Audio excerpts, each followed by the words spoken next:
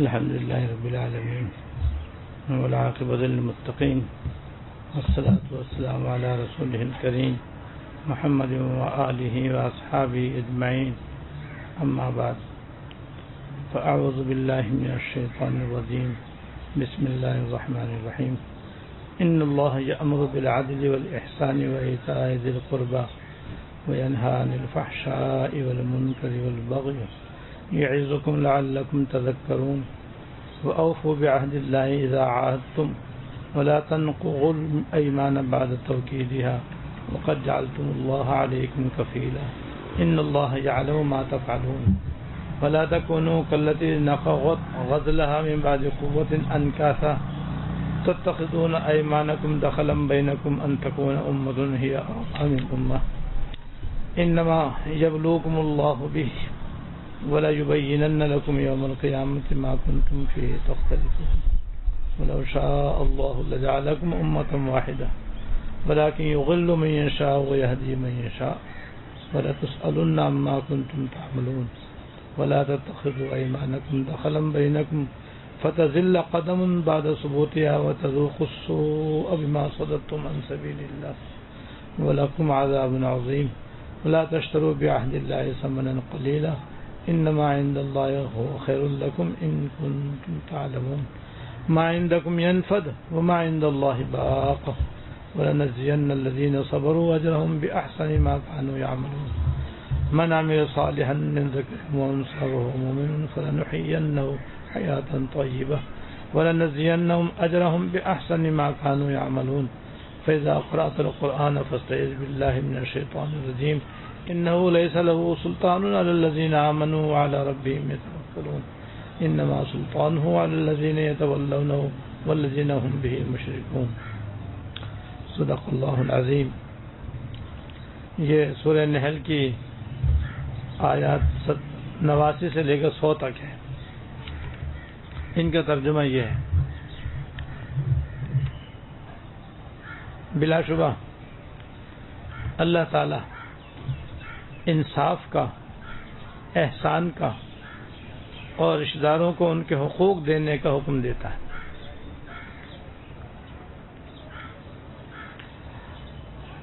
اور بے حیائی، بدی اور ظلم سے روکتا ہے. وہ تم کو نصیحت کرتا ہے تاکہ تم نصیحت قبول کرو. اور جب تم نے کوئی معاہدہ کیا ہو تو اللہ تعالیٰ سے کیے ہوئے عہد کو پورا کرو، اور قسموں کو پختہ کرنے کے بعد انہیں نہ توڑو جبکہ تم اپنے اوپر اللہ تعالیٰ کو گواہ بنا چکے ہو. اور تم جو کچھ کرتے ہو یقیناً اللہ تعالیٰ اسے جانتا ہے. اور جس عورت نے اپنے سوت کو مضبوطی سے کاٹنے کے بعد اسے ادھیڑ کر تار تار کر دیا تھا، تم اس جیسے نہ بن جانا کہ تم بھی اپنی قسموں کو توڑ کر آپس کے فساد کا ذریعہ بنانے لگو، صرف اس لیے کہ کچھ لوگ دوسروں سے زیادہ فائدے حاصل کر لیں. اللہ تعالیٰ اس کے ذریعے تمہاری آزمائش فرما رہے ہیں، اور قیامت کے دن اس میں وہ باتیں ضرور کھول کر بتائیں گے جن میں تم اختلاف کیا کرتے تھے. اور اگر اللہ چاہتے تو تم سب کو ایک ہی امت یعنی ایک ہی دین کا پیروکار بنا دیتے، لیکن جس کو چاہتے ہیں اس کی ضد کی وجہ سے گمراہی میں ڈال دیتے ہیں، اور جس کو چاہتے ہیں ہدایت تک پہنچا دیتے ہیں. اور تم جو عمل بھی کرتے تھے اس کے بارے میں تم سے ضرور باس پرس ہوگی، اور تم اپنی قسموں کو آپس میں فساد ڈالنے کا ذریعہ نہ بناؤ جس کے نتیجے میں کسی اور کا پاؤں جمنے کے بعد پھسل جائے، پھر تمہیں اس کو اللہ تعالیٰ کے راستے سے روکنے کی وجہ سے بری سزا چکھنی پڑے، اور تمہیں اس صورت میں بڑا عذاب ہوگا. اور اللہ تعالیٰ کے عہد کو تھوڑی سی قیمت میں نہ بیچ ڈالو. اگر تم حقیقت سمجھو تو اجر اللہ تعالیٰ کے پاس ہے، وہ تمہارے لیے کہیں زیادہ بہتر ہے. جو کچھ تمہارے پاس ہے وہ ختم ہو جائے گا، جو کچھ تمہارے پاس ہے وہ ختم ہو جائے گا، اور جو کچھ اللہ کے پاس ہے وہ باقی رہنے والا ہے. اور جن لوگوں نے صبر سے کام لیا ہوگا ہم انہیں ان کے بہترین کاموں کے مطابق ان کا اجر ضرور عطا کریں گے. جس شخص نے بھی مومن ہونے کی حالت میں نیک عمل کیا ہوگا چاہے وہ مرد ہو یا عورت، ہم اسے پاکیزہ زندگی بسر کرائیں گے، اور ایسے لوگوں کو ان کے بہترین اعمال کے مطابق ان کا ضرور اجر عطا کریں گے۔ چنانچہ جب تم قرآن شریف پڑھنے لگو، شیطان مردود سے اللہ تعالیٰ کی پناہ مانگ لیا کرو۔ اس کا بس ایسے لوگوں پر نہیں چلتا جو ایمان لائے ہیں اور اپنے پروردگار پر بھروسہ رکھتے ہیں، ان کا بس تو ان لوگوں پر چلتا ہے جو اسے دوست بناتے ہیں۔ اس کا بس تو ان لوگوں پر چلتا ہے جو اسے دوست بناتے ہیں اور اللہ تعالیٰ کے ساتھ شرک کا ارتکاب کرتے ہیں۔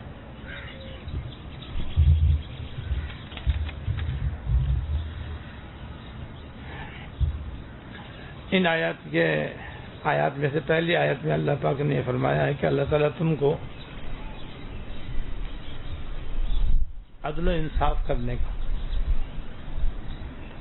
احسان اور سلوک کرنے کا اور رشتہ داروں کے حقوق ادا کرنے کا حکم دیتا ہے۔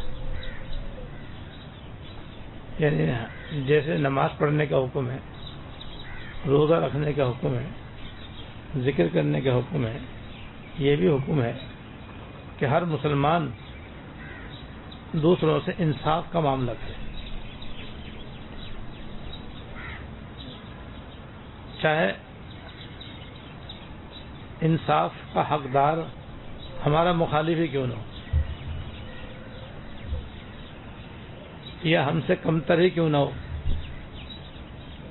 مثلا ہمارا ملازم ہے، ہمارا نوکر ہے، وہ حق پر ہے،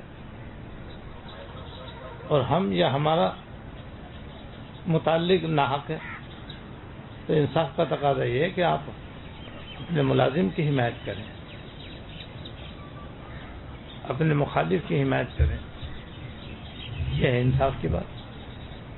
یہ نہیں کہ اپنے تو چاہے غلطی پر ہو تب بھی حق پر ہے، اور دوسرے چاہے ناحق ہو تب بھی، چاہے حق پر ہو تب بھی ناحق ہے۔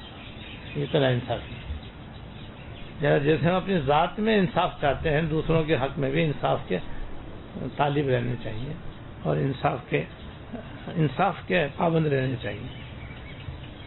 ایسے احسان اور سلوک، یہ بھی اللہ تعالیٰ کا ایک حکم ہے جو قرآن شریف میں جگہ جگہ حق تعالیٰ شانوں نے بیان فرمایا ہے کہ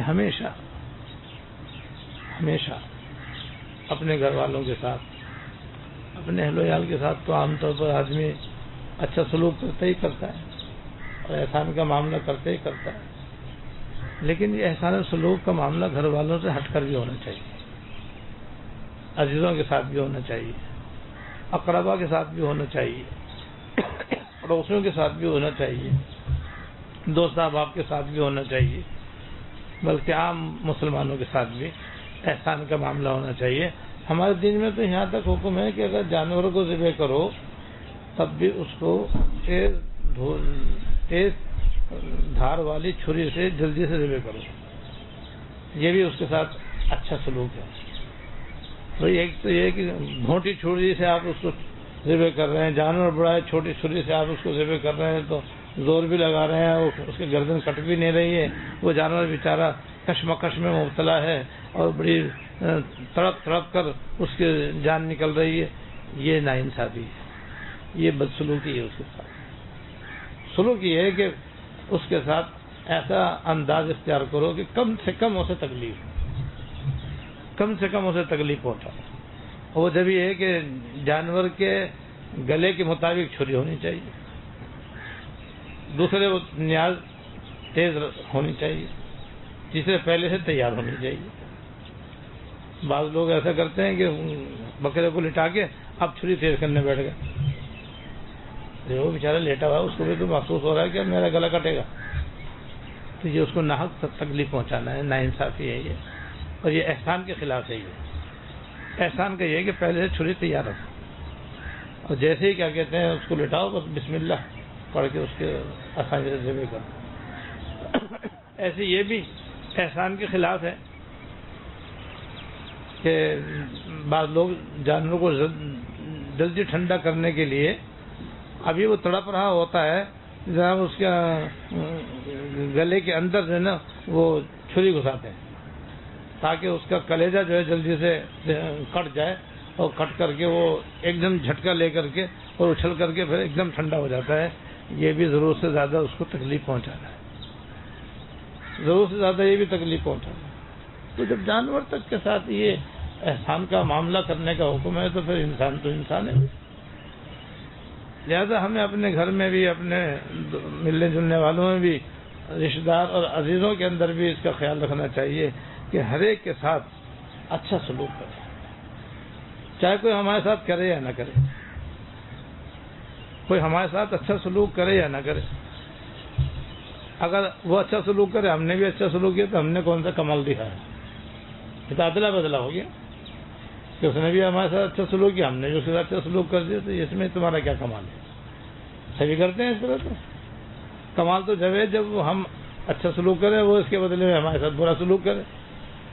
وہ کبھی نہ کھانا کھلائے نہ پانی پلائے، جب جائیں تو بس سوکھے ہی واپس کر دیں، اور ہم جب بھی آئے تو ہم اس سے اچھا سلوک کر دیں۔ یہ ہے کمال کی بات۔ اور اس میں بھی ہم اس کی باتیں خواہش مند نہ رہیں کہ بھائی ہم اس کے یہاں جائیں تو ہمارے ساتھ یہ بھی ایسے ہی کرے۔ بھائی ہم تو ہاں اس کے لیے کرتے ہیں، ہم اس کے لیے نہیں کر رہے، اس کے لیے کر رہے ہیں، ہم اللہ تعالیٰ کے لیے کر رہے ہیں، تو اجر بھی اللہ تعالیٰ سے پائیں، اسی کی اللہ تعالیٰ سے اس اجر ملنے کی امید رکھیں، اس سے کسی قسم کے بدلے کی امید قطعا نہیں رکھیں۔ یہ ہے احسان کا معاملہ۔ تو احسان کا لفظ ہمارے دین میں بڑا وسیع مفہوم رکھتا ہے۔ ہر اچھا سلوک، اچھا برتاؤ، اچھے انداز سے پیش آنا، دوسرے کام آنا، دوسرے کے حقوق ادا کرنا، یہ سب کچھ اس کے اندر شامل ہے۔ اور پھر خود اللہ پاک نے فرماتے ہیں وَإِيتَاءِ ذِي الْقُرْبَى، اور رشتہ داروں کو ان کے حقوق دو۔ تو اس کے لیے سب سے پہلے جاننے کی ضرورت ہے کہ رشتہ داروں کے حقوق کیا ہیں۔ یہ ہمارے اندر یہ بھی ایک بہت بڑا عیب اور بہت بڑی خرابی ہے کہ ہمیں رشتہ داروں کے حقوق کا پتہ ہی نہیں ہے، اور پتہ اس لیے نہیں ہے کہ پتہ کرنے کی کوشش ہی نہیں کرتے، جاننے کی کوشش ہی نہیں کرتے۔ بس ہم نے تو یہ سوچ رکھا کہ دین جو ہے بس نماز روزے کی پابندی کرنے کا نام ہے، آگے آگے آگے کچھ نہیں۔ یہ ہماری غلطی ہے۔ دیکھو قرآن میں جیسے جہاں نماز کا حکم ہے وہاں جگہ رشتہ داروں کے حقوق ادا کرنے کا بھی حکم ہے۔ تو جیسے نماز پڑھنے سے پہلے نماز کا علم ہونا ضروری ہے، ایسے ہی رشتہ داروں کے حقوق ادا کرنے سے کے لیے ان کے حقوق کا جاننا ضروری ہے، اور وہ علم ہوتا ہے تین طریقے سے۔ ایک تو حقوق و رشتہ داروں کے حقوق کے بارے میں کتابیں موجود ہیں اردو کے اندر، ان کا مطالعہ کریں، یہ سب سے آسان ہے۔ ایک کتاب ہے جو حضرت تھانوی رحمۃ اللہ علیہ کے تمام بندوں کے حقوق کے سلسلے میں لکھی گئی ہے، اس کا نام ہے حقوق العباد۔ یہ کتاب ہے حقوق العباد، بس اس کا مطالعہ کریں، اس سے آپ کو رشتہ داروں کے بھی حقوق معلوم ہوں گے، پڑوسیوں کے بھی حقوق معلوم ہو جائیں گے، ماں باپ کے حقوق معلوم ہوں گے، دوست احباب کے حقوق معلوم ہوں گے، عام مسلمانوں کے حقوق معلوم ہوں گے۔ تو ایک طریقہ تو یہ کہ ہم حقوق پر جو کتابیں اردو میں موجود ہیں ان کا مطالعہ کریں، شوہر کے حقوق، بیوی کے حقوق، مشہور کتابیں آسان ہے بالکل، تو پتہ چلے گا نا کہ بھئی کیا کیا حقوق ہیں۔ جب حقوق معلوم ہوں گے تو ادا بھی ہوں گے انشاءاللہ تعالی۔ تو ایک تو یہ ضروری ہے۔ دوسرا طریقہ یہ ہے کہ اس سلسلے میں جو بیانات ہوتے رہتے ہیں وہ بیانات اکثر موجود ہیں، ان کو سنیں۔ اور تیسرا یہ کہ علماء سے، صلحاء سے، اولیاء اللہ سے رابطے میں رہیں، ان کی خدمت میں بیٹھیں، وقتاً فوقتاً ان سے پوچھتے رہیں، وہ بتاتے رہیں گے آپ کو۔ یہ تین طریقے سے ہمیں حقوق کا علم ہو سکتا ہے، لیکن بھئی یہ حقوق کا جاننا ضروری ہے۔ جانیں گے تو انشاءاللہ عمل بھی ہو سکے گا، ورنہ ساری زندگی گزر جائے گی۔ جانیں گے نہیں تو عمل کہاں سے کریں گے؟ جو عمل نہیں کریں گے تو کیسے حقوق کی ادائیگی ہوگی؟ اللہ تعالیٰ یہ فرما رہے ہیں کہ رشتہ داروں کے حقوق ادا کرو اور ان کے حقوق ان کو دو۔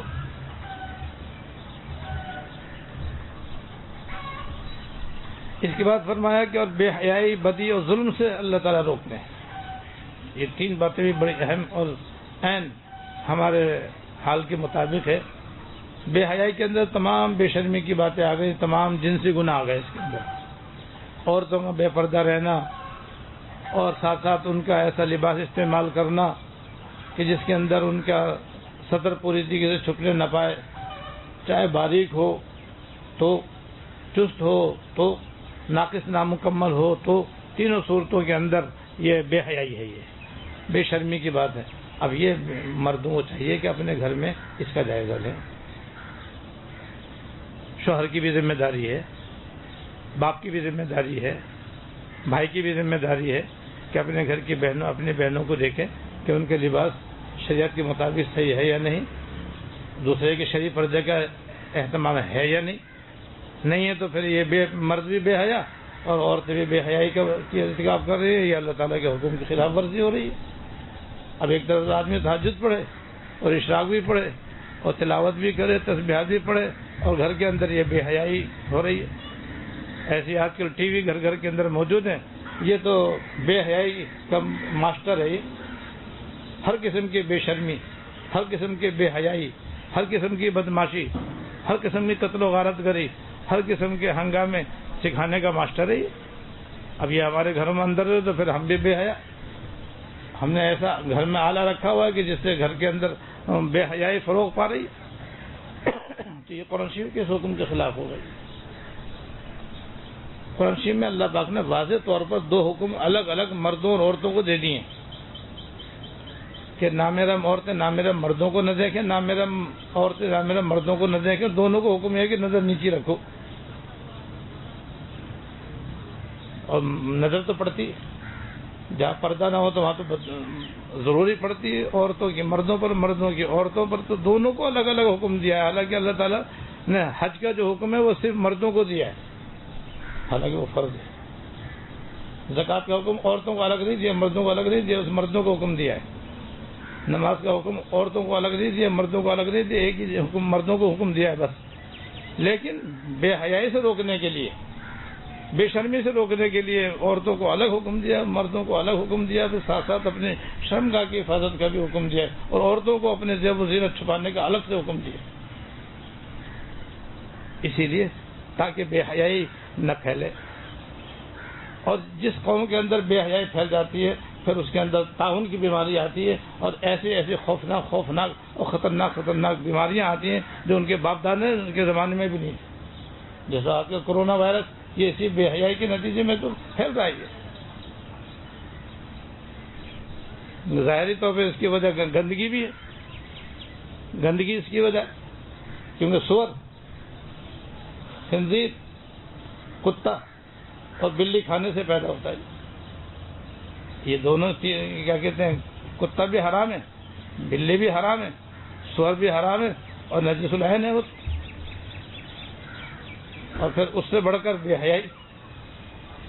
جن 3 ممالک میں یہ کرونا وائرس زیادہ پھیلا ہوا ہے، جیسے کہ ایران، اٹلی اور چین، وہاں یہ بے حیائی اپنے عروج پر ہے.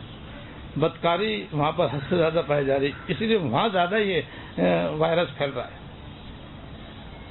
تو سور مارنے سے کیا ہوگا؟ پہلے اپنے افعال تو صحیح کرو. کتے مارنے سے کیا ہوگا؟ کتے بھی مار رہے ہیں، بلی بھی پکڑ رہے ہیں اور خنزیر بھی جلا رہے ہیں، لیکن جو اصل سبب ہے بے حیائی اور بدکاری وہ اپنے عروج پر ہے. جب تک یہ گندگی باقی ہے تو اس وقت تک یہ بیماری ختم ہونا آسان نہیں. بھئی یہ بے حیائی سے اللہ پاک نے قرآن شریف میں حکم دیا. پھر اللہ پاک نے تیسرا حکم، بدی سے بچو. بدی کے اندر سارے گناہ آ گئے، سارے ناپاک کام آ گئے، سارے ناجائز کام آ گئے. صغیرہ گناہ بھی آ گئے، کبیرہ گناہ بھی آ گئے، ناجائز بھی آ گیا. اب کتنے ناجائز کام ہمارے معاشرے میں ہو رہے ہیں. نہ ہمارے گھر خالی، نہ ہمارے بازار خالی، نہ ہمارے محلے خالی، نہ ہم خالی، اللہ ماشاء اللہ. تو بھئی یہ گناہ جو ہے نا، یہی تو مصیبت بنے ہوئے ہیں. آخرت میں بھی یہ مصیبت بنیں گے، یہاں بھی یہی مصیبت بنے ہوئے. دنیا میں بھی ان کا وبال ہے اور آخرت میں بھی ان کا عذاب ہے. تو اللہ تعالیٰ فرماتے ہیں بدی سے بچو. اور تیسرا یہ ہے کہ ظلم سے بچو.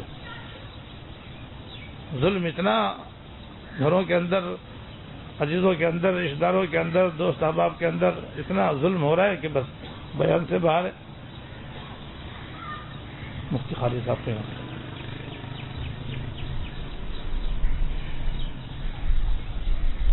یہاں قاری صاحب کو بولا، پیچھے قاری صاحب بھی آ رہے ہیں. قاری صاحب کو بولا تشریف رکھیں. تو یہ جو ظلم ہے نا یہ بھی اپنے شباب پر ہے. ہر جگہ ظلم. سب سے پڑھ کر تو ہم اپنی جانوں پہ ظلم کر رہے ہیں, اور سب سے بڑا ظلم ہے کفر و شرک, وہ بھی دنیا میں کم نہیں ہے. اس کے بعد ہے فسق و فجور اور نافرمانی. اس ظلم میں ہم بھی مبتلا اللہ ماشاء اللہ. تو ہم اپنی جانوں پر ظلم کر رہے ہیں, اور صرف نافرمانی ہی ظلم نہیں ہے, اس کے علاوہ دوسروں کی حق تلفیاں. شوہر بیوی کی حق تلفی کر رہا ہے, بیوی شوہر کی حق تلفی کر رہی ہے, ماں باپ اولاد کی حق تلفی کر رہے ہیں, اولاد ماں باپ کی حق تلفی کر رہی ہے, بہن بھائی ایک دوسرے کی حق تلفی میں مبتلا ہے. ساس بہو کا جھگڑا کس گھر میں نہیں ہے, وہاں پر بھی یہ ظلم ہوتا ہے. ساس سسر ظلم کرتے تو بہو کے اور ساس کے جھگڑے وجود میں آتے ہیں. نندوں کے ساتھ معاملات, ساس کے ساتھ معاملات, ساس کا اپنی بہو کے ساتھ, اپنی بیٹی کے ساتھ حقوق کی ادائیگی میں نہیں ہو رہی, زیادتی ہو رہی ہے.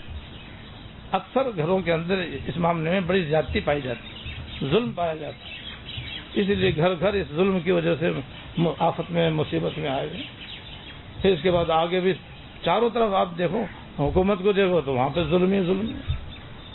ان کے اداروں میں دیکھو تو انصاف کا نام و نشان نہیں ہے. رشوت ہی رشوت, رشوت رشوت, خود بھی ظلم, دینا بھی ظلم, اور لینا تو ہے ہی, دینا ہی بعض صورتوں میں ناجائز. بس کے ظلم کا دور تھا, اور اللہ تعالیٰ فرما رہے ہیں کہ ظلم سے بچو. تو ظلم سے نہیں بچیں گے تو پھر مصیبت ہی آئے گی, پریشانی آئے گی, تکلیف آئے گی. اسی وجہ سے ہم لوگ تکلیف میں ہیں. لہٰذا سب سے پہلے اپنے سے اصلاح شروع کریں, اور اپنا جائزہ لے کر کے ہم دیکھیں کہاں کہاں ہم زیادتی کر رہے ہیں, کہاں کہاں ہم ظلم کر رہے ہیں, کہاں کہاں ہم بیوی کے اوپر ظلم کر رہے ہیں, کہاں کہاں بیوی پر, کہاں کہاں کس کس کے ساتھ کس کس پر کیا کیا ظلم ہو رہا ہے. پہلے اس کو دیکھیں, پھر اپنے گھر کا جائزہ لیں, پھر اس کے بعد باہر نکلیں. بھئی یہ بھی سب دین ہے, اس کی طرف ہمیں توجہ دینی چاہیے. یہ تین باتیں اللہ پاک نے فرمائی ہیں. ایک تو بے حیائی, دوسرے بدی کا ارتکاب, تیسرے ظلم. اللہ تعالیٰ اس سے منع کرتے ہیں, اللہ تعالیٰ اس سے روکتے ہیں کہ اس سے باز رہو. تو بھائی یہ بھی تو نماز روزے کی طرح یہ بھی تو اللہ تعالیٰ کا حکم ہے, یہ ہمیں ماننا چاہیے. اور اسی کے نام دینداری ہے, اسی کے نام شریعت کی پاسداری ہے کہ آدمی اللہ تعالیٰ کا ہر حکم بجا لائے. اور تین گناہ ایسے ہیں کہ اس کی سزا اللہ پاک نے نقد رکھی ہے. نقد کا مطلب یہ ہے کہ آخرت میں تو اس کا جو وبال ہے, جو عذاب ہے وہ ہے ہی, لیکن دنیا میں بھی اس کا وبال آ کے رہتا ہے. جس میں سے ایک ظلم ہے, ایک تکبر ہے, ایک ظلم ہے, ایک تکبر ہے, اور ایک اور ہے. تین گناہ یہ ایسے ہیں کہ اللہ تعالیٰ نے اس کی سزا دنیا کے اندر رکھی. ہمارے حضرت رحمۃ اللہ علیہ فرماتے تھے کہ دیکھو بھائی دنیا میں حکومت کفر کے ساتھ جمع ہو سکتی ہے, ظلم کے ساتھ جمع نہیں ہو سکتی. یعنی اگر کوئی حاکم کافر ہو تو اس کی حکومت ہو سکتی ہے. کتنی حکومتیں دنیا میں کافر ہوگی, چلتا ہی نہیں. لیکن جس حکومت کا سربراہ ظالم ہوگا نا, اس کی حکومت کا تختہ اٹھ جائے گا, اس کی حکومت چل نہیں سکتی. تو جہاں بھی ہم نے اپنے ملک میں دیکھ لو, جہاں بھی ظلم ہوا ان کے تختے الٹ گئے. تو ظلم چاہے حکومت کرے چاہے انفرادی طور پر کوئی کرے, ظلم کی سزا اللہ تعالیٰ دنیا میں دے دیتے. ایسے ظلم سے بچے, تکبر سے بچے, اور دوسروں کی حق تلفی سے بچے.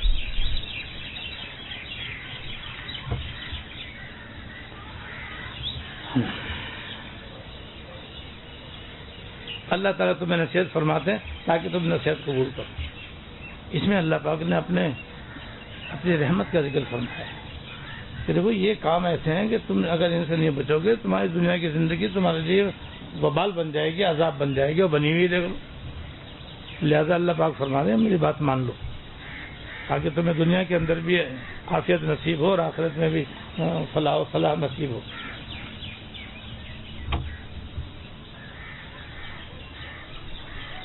اس کے بعد اللہ پاک نے یہ فرمایا ہے کہ دیکھو بھائی اول تو جہاں تک ہو جائے قسم مت کھاؤ, کیونکہ قسم میں اللہ تعالیٰ کا نام آتا ہے, اور اللہ تعالیٰ کی ذات اقدس بہت عالی ہے. اس کے ادب اور احترام کرو, اور بلا وجہ قسم مت کھاؤ. لیکن اگر قسم کھا لو تو پھر حتی الامکان اس کے پاسداری کرو، تاکہ قسم ٹوٹنے سے اللہ تعالیٰ کے نام کی بے حرمتی نہ ہو، بے ادبی نہ ہو، کیونکہ بڑے کی بے ادبی بڑی ہوتی ہے۔ لہٰذا اگر کوئی قسمیں کھا کر کے تو اپنا موقف بھی نہایت مضبوط اور کھڑا کر لے، اور پھر خواہ تو اس قسم کو توڑ بھی دے۔ تو یہ اللہ تعالیٰ اس میں آیت میں فرما رہے ہیں کہ یہ کیا کہتے ہیں، ایسا ہے، یہ ایسا برا ہے جیسے کہ ایک عورت تھی، ایک دیوانی عورت تھی عرب کے اندر، جس کو خرقہ کہتے تھے، خرقہ کہتے ہیں دیوانی عورت کو۔ ایک خرقہ عورت تھی، اس کا عجیب کام تھا کہ صبح شام تک وہ اپنا سوت کاٹتی اور شام کو پھر سارا دوبارہ ادھیڑ کر کے روئی بنا لیتی۔ اب ہے نہیں بیوقوفی؟ اللہ تعالیٰ یہ مثال دے کر فرما رہے ہیں ایسی بیوقوفی نہ کرو کہ تم اللہ تعالیٰ کا نام لے کے قسم کھاؤ اور قسم کھا کے پھر بغیر کسی معتبر عذر کے تم اس قسم کو توڑ بھی دو۔ تو یہ اس عورت کی طرح تمہارا عمل ہے جو کہ نامناسب ہے۔ بات ہے کہ جھوٹی قسم کے توڑنے سے سوائے گناہ کے اور تو کچھ ہوتا نہیں، اس میں کوئی فائدہ نہیں۔ لہذا قسم کھاؤ مت، کھاؤ تو اسے پورا کرو، بلا وجہ جھوٹی قسم کھا کے مت توڑو۔ اللہ تعالیٰ ہم سب کو اپنے کلام پاک پر عمل کرنے کی توفیق عطا فرمائے۔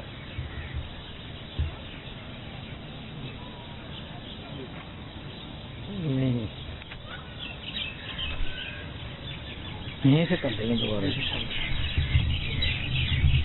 دعا کر لیں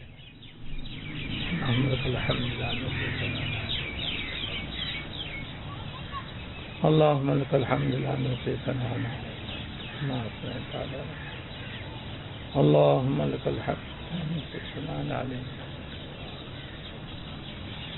اللهم صل على سيدنا مولانا محمد وعلى آل سيدنا مولانا محمد